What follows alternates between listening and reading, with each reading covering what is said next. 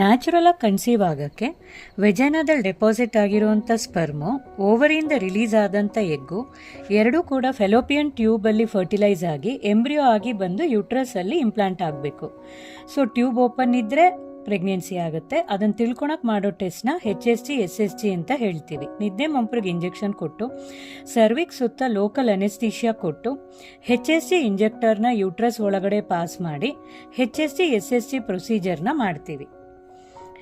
HSG ಪ್ರೊಸೀಜರ್ನಲ್ಲಿ HSG injector ಮೂಲಕ ಡೈನ pass ಮಾಡಿ ಟ್ಯೂಬಿಂದ ಹೊರಗೆ ಬರ್ತಿದ್ಯಾ ಇಲ್ವಾ ಅಂತ ಹೇಳಿ ಸಿಯಾಮ್ ಮೂಲಕ ವಿಡಿಯೋನಲ್ಲಿ ರೆಕಾರ್ಡ್ ಮಾಡ್ತೀವಿ. ಟ್ಯೂಬ್ ಓಪನ್ ಇದೆಯಾ ಬ್ಲಾಕ್ ಇದೆಯಾ ಅನ್ನೋದು ಗೊತ್ತಾಗುತ್ತೆ. ಯೂಟ್ರಸಲ್ಲಿ ಏನಾದರೂ ಗಡ್ಡೆಗಳಿದ್ರೆ ಗೊತ್ತಾಗುತ್ತೆ. ಅದೇ ಸಮಯದಲ್ಲೇ ನಾವು ಸ್ಕ್ಯಾನ್ ಕೂಡ ಮಾಡೋದ್ರಿಂದ ಗರ್ಭಕೋಶದೊಳಗಡೆ ಗಡ್ಡೆಗಳೇನಾದರೂ ಇದ್ದರೆ ಇನ್ನೂ ಚೆನ್ನಾಗಿ ಗೊತ್ತಾಗುತ್ತೆ ಮತ್ತು ಟ್ಯೂಬ್ ಓಪನ್ ಇದೆಯಾ ಅನ್ನೋದು ಕನ್ಫರ್ಮ್ ಆಗುತ್ತೆ. ಆಂಟಿಬಯೋಟಿಕ್ ಪೇನ್ ಕಿಲ್ಲರ್ ಕೊಡೋದಿರುತ್ತೆ, 1-2 ದಿನ ರೆಸ್ಟ್ ಮಾಡೋದಿರುತ್ತೆ.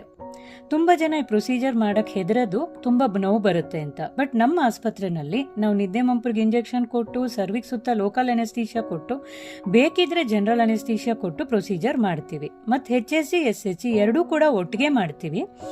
ಸಿಯಾಮ್ ಮೂಲಕ HSG, ಸ್ಕ್ಯಾನ್ ಮೂಲಕ SSG.